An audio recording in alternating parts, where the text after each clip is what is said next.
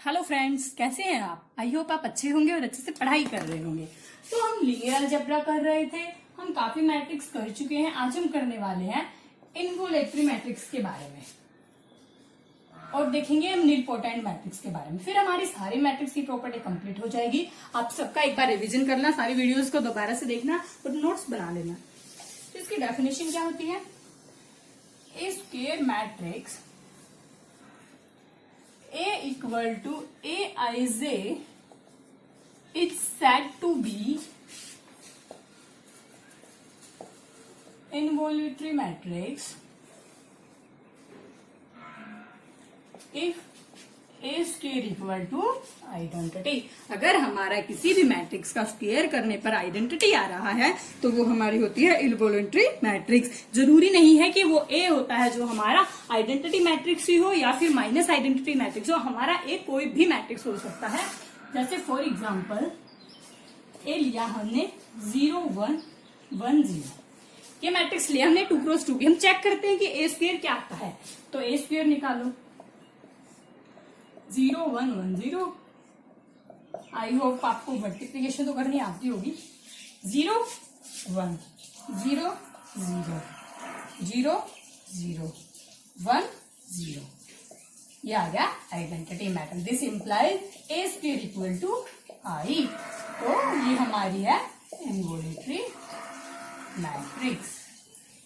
तो हम क्या सीखते हैं इससे कि अगर कोई भी मैट्रिक्स है उसका स्क्वायर करने पर आइडेंटिटी मैट्रिक्स आती है तो वो हमारी इन्वोलेटरी मैट्रिक्स होती है। और इससे एक और रिजल्ट बनता है, जरूरी नहीं है अगर हमारा A square equal to identity given है तो वो ए मैट्रिक्स हमारी आइडेंटिटी मैट्रिक्स हो या नेगेटिव आइडेंटिटी मैट्रिक्स हो। मतलब इसका जरूरी नहीं है, इससे ये इंप्लाइज नहीं होता कि ए हमारा आइडेंटिटी मैट्रिक्स हो या फिर ए हमारा माइनस आइडेंटिटी हो। जैसे 1 0 0 1 है तो आइडेंटिटी हो, किसी भी क्रॉस की मैट्रिक्स हो सकती है, कोई भी ऑर्डर हो सकता है। मैं 2 क्रॉस 2 का एग्जांपल ले रही हूँ।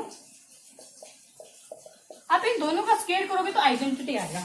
ये भी इन्वोलेंट्री मैट्रिक्स होती है, बट ये जरूरी नहीं है कि सिर्फ यही हो, इससे अलावा भी कोई मैट्रिक्स हो सकती है। जैसे हमने ये एग्जाम्पल किया, ठीक है। तो हमारा इससे कई बार आ जाता है गिवन है A square equal to I and involutory matrix, तो क्या सिर्फ आइडेंटिटी और माइनस आइडेंटिटी ही पॉसिबल है? इसका आंसर होगा नो, क्योंकि हमारी और मैट्रिक्स भी पॉसिबल हो सकती है। ठीक है, तो अब देखते हैं इसकी प्रॉपर्टी। फर्स्ट प्रॉपर्टी क्या है? जो हमारी आइडेंटिटी मैट्रिक्स होती है, जैसे अभी मैंने एग्जांपल बताया था ना, वही identity matrix is always involutory matrix.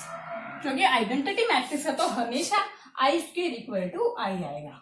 ठीक है, आइडेंटिटी की आप कोई भी पावर कर लो वो हमेशा आइडेंटिटी ही होती है, तो इसलिए आइडेंटिटी मैट्रिक्स हमेशा इन्वोलेंट्री मैट्रिक्स होती है। सेकेंड रिजल्ट है डिटरमिनेंट ऑफ इन्वोलेंट्री मैट्रिक्स इज 1 और -1। हमेशा हर मैट्रिक्स का डिटरमिनेंट या तो +1 होगा या -1 होगा। जैसे अगर हम आइडेंटिटी मैट्रिक्स लेते हैं 3 क्रॉस 3 के लिए, इसका डिटरमिनेंट करोगे तो क्या आएगा? 1। ऐसे ही अगर आप ये लेते हो, जो भी एग्जांपल लिया था, ये भी चेक किया था हमने, इन्वोलेंट्री मैट्रिक्स होती है तो इसका डिटरमिनेंट क्या आएगा? 0 -1। कभी भी आपको चेक करने का भी तरीका होगा, ये कोई भी मैट्रिक्स दिया हमें चेक करना है वो है या नहीं है, तो हम क्या चेक करेंगे? सबसे पहले उसका डिटरमिनेंट। अगर उसका डिटरमिनेंट हमारा 1 आ रहा है, -1 आ रहा है, तो जरूरी नहीं है कि वो हो, कन्वर्स टू नहीं होता किसी भी केस, कोई भी मैट्रिक्स के केस में। बट अगर वो पक्का 1 या -1 नहीं आ रहा, तब हम डेफिनेटली ये बोल सकते हैं कि वो हमारी इन्वोलेटरी मैट्रिक्स नहीं होगी। ठीक है, बट अगर 1 आ रहा है तो हम नहीं बोल सकते, उसको हम किसी और मेथड से चेक करेंगे। ठीक है, थर्ड प्रॉपर्टी लिखो, if A is involutory matrix then A minus I A plus I is equal to 0। ये रिजल्ट होता है अगर हमारी ए इन्वोलेटरी मैट्रिक्स है तो ए माइनस आई और ए प्लस आई किसके इक्वल होगा? 0 के। इफ एंड ओनली इफ होता है केस। ये कैसे करते हैं इसका प्रूफ? हमें दिया है ए इन्वोलेटरी है तो इसका मतलब हो गया A square equal to I. A square I side ले आओ, इसको कैसे लिख सकते हो? क्योंकि ए माइनस बी का स्क्वायर किसके इक्वल होता है, इस वजह से हम इसको ऐसे लिख सकते हैं। इसमें आपने एक छोटी सी मिस्टेक कर दी, वो क्या है, एक सेकेंड, हमें ये तो शो करना था ना कि ये इक्वल टू 0 आ रहा, हम इससे तो नहीं बोल सकते। अब ध्यान से देखो, हम इसकी करेंगे मल्टीप्लाई, इसकी इक्वल टू 0 भी रहने दो, हमें शो करना है कि ये हमारा 0 आएगा, ठीक है। हम सिर्फ ये लेके चलेंगे क्योंकि इससे तो ये डिफाइन हो गया, ऐसे तो हम डायरेक्ट लिख सकते हैं, बट हमें तो प्रूफ करना है कि ये 0 आया कैसे। इसकी मल्टीप्लाई करो, ए स्क्वायर प्लस ए, आई के साथ मल्टीप्लाई हो गया, ए ही रहेगा, माइनस ए माइनस आई स्क्वायर, ठीक है।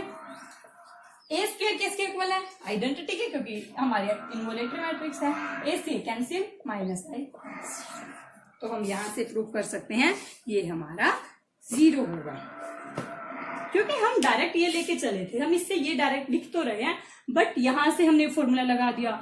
अब सिर्फ इतना लेके चलो, इसको हटा दो, हमें ये शो करना है, टू शो ये इक्वल टू 0, तो LHS लिया ये वाला, इसकी मल्टीप्लाई की तो 0 आ गया, मतलब राइट हैंड प्रूफ हो गया। अब सिर्फ इतना याद रखना, अगर ये हमारी इनवॉल्यूटरी मैट्रिक्स होती है तो ए माइनस आई और ए प्लस आई का प्रोडक्ट 0 होता है, ठीक है। तो ये थी इनवॉल्यूटरी मैट्रिक्स के बारे में। अब हम देखते हैं next nilpotent matrix.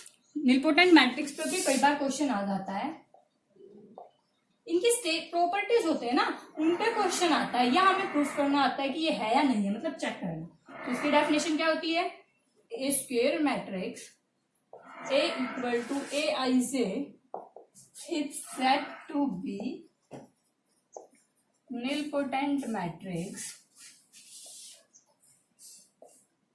Of order m if am equal to 0 but a minus 1 is not equal to, मतलब जो भी उसका ऑर्डर होगा उसकी उतनी पावर इक्वल टू 0 होगी और उससे जितनी भी कम पावर है वो 0 नहीं होगी, जहां पर हमारा m क्या होता है, लीस्ट पॉजिटिव एल्केन, छोटा से छोटा m होता है जिसकी इक्वल टू 0 होता है, उससे कोई भी छोटा ऐसा नंबर एग्जिस्ट नहीं करेगा जिसके इतनी बार मल्टीप्लाई करने पर वो 0 आ जाए। और m को हम यहाँ पे क्या भी बोलते हैं, m is also called index, ठीक है। इंडेक्स कहलाता है निलपोटेंट मैट्रिक्स। कई बार हमें मैट्रिक्स दे दी जाती है और उससे पूछा जाता है कि ये शो करो निलपोटेंट मैट्रिक्स है या नहीं है और इसका इंडेक्स क्या है, तो हम पावर करते जाएंगे उसकी कितनी पावर पर वो 0 हो रहा है। जैसे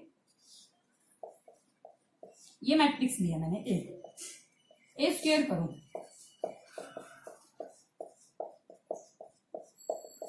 0 0 0 0, तो ये आ गया ए स्क्वायर इक्वल टू 0। तो हमारे यहाँ पर इंडेक्स क्या हो गया 2, तो ये हमारे निलपोटेंट मैट्रिक्स है, इसकी पावर करने पर 0 आ रहा है, ए कभी भी 0 नहीं है बट ए स्क्वायर 0 आया और इसका इंडेक्स है 2।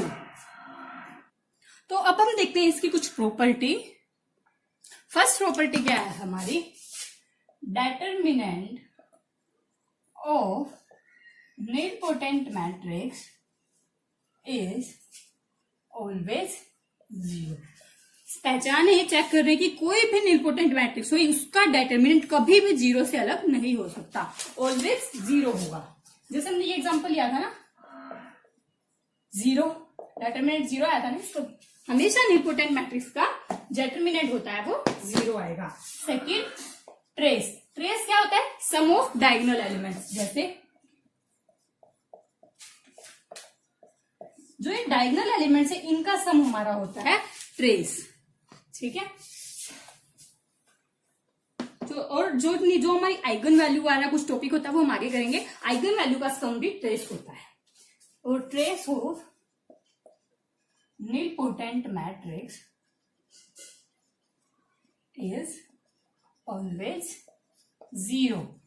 डेटर्मिनेंट भी हमेशा 0 होता है और ट्रेस भी हमेशा 0 होता है। थर्ड है all super upper triangular and super lower triangular is always nilpotent matrix. आपको अपर ट्रायंगुलर मैट्रिक्स क्या होती है और लोअर ट्रायंगुलर मैट्रिक्स क्या होती है ये आपको पता होगा, आई थिंक पढ़ा होगा आपने 10th 11th 12th में करते हैं शायद। हाँ, मैंने बेसिक में वीडियो बना रखी है, उसमें एक्सप्लेन भी किया हुआ है अपर ट्रायंगुलर लोअर ट्रायंगुलर क्या होती है। बट यहाँ पर बात हो रही है सुपर अपर ट्रायंगुलर और सुपर लोअर ट्रायंगुलर। वो क्या होती है? सुपर अपर ट्रायंगुलर होती है जिसके डायगोनल हमेशा 0 होते हैं, कितने भी ऑर्डर की हो। ये भी 0 होते हैं नीचे वाले डायगोनल से बिलो एलिमेंट, बट ये हमेशा नॉन 0 होते हैं। 0 भी हो सकता है बट मेनली ये नॉन 0 होंगे। ये होती है हमारी सुपर अपर। सुपर का मतलब होता है डायगोनल भी 0 होना, क्योंकि जो सिर्फ अपर ट्रायंगुलर मैट्रिक्स होती है उसमें डायगोनल पे भी कुछ ना कुछ होता है, वो 0 नहीं होते। बट जो सुपर अपर होती है उसमें डायगोनल भी 0 होते हैं। ऐसे ये तो हो गई सुपर अपर ट्रायंगुलर। ऐसे ही सुपर लोअर, आपको नाम से आइडिया लग गया होगा, इसमें भी डायगोनल सारे 0 होते हैं, यहां पर ये नॉन 0 होते हैं। देख लेना जैसे भी लिख रहे हो, मतलब ऊपर वाले 0 होंगे और डायगोनल 0। जैसे सुपर अपर में क्या था, ऊपर वाले नॉन 0 डायगोनल और नीचे वाले 0। लोअर में क्या हो जाता है, ये लोअर है, डायगोनल 0 ऊपर वाले 0 नीचे वाले नॉन 0। ठीक है, जैसे कोई एग्जांपल, जैसे ये एग्जांपल है,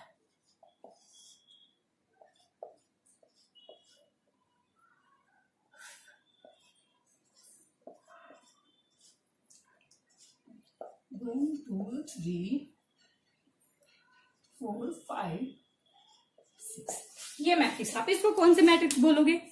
देखो डायगोनल सारे 0 हैं, नीचे वाले 0, ऊपर वाले एलिमेंट्स है, तो ये हो गई हमारी सुपर अपर ट्रायंगुलर। सिर्फ अपर ट्रायंगुलर होता है तो डायगोनल में भी कोई ना कोई एलिमेंट होता है।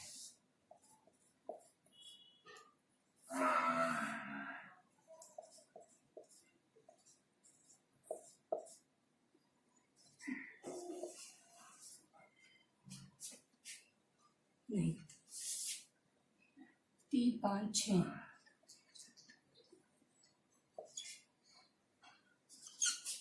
ये हो गई हमारी सुपर लोअर ट्रायंगुलर। डायगोनल 0, ऊपर वाले 0, सिर्फ नीचे एलिमेंट्री हैं, तो ये हो गई सुपर लोअर ट्रायंगुलर। तो जो ऐसी मैट्रिक्स होती है वो हमेशा निलपोटेंट मैट्रिक्स होती है। ठीक है, तो फ्रेंड्स कंप्लीट हो चुकी है हमारी सारी मैट्रिक्स की प्रॉपर्टी। एक बार आप अच्छे से रिवीजन करना सभी का। किसी में कोई भी डाउट आप टेलीग्राम पे पूछ सकते हो, कमेंट सेक्शन में मैसेज करके पूछ सकते हो, बेहिचक कुछ भी पूछ सकते हो। ठीक है, अब हम नेक्स्ट करने वाले हैं रैंक वगैरह के बारे में, रैंक ऑफ मैट्रिक्स क्या होती है उस टाइप करें। तो फ्रेंड्स आपको वीडियो अच्छी लगी तो लाइक करना, चैनल पर नए हो तो सब्सक्राइब करना मत भूलना। Thank you.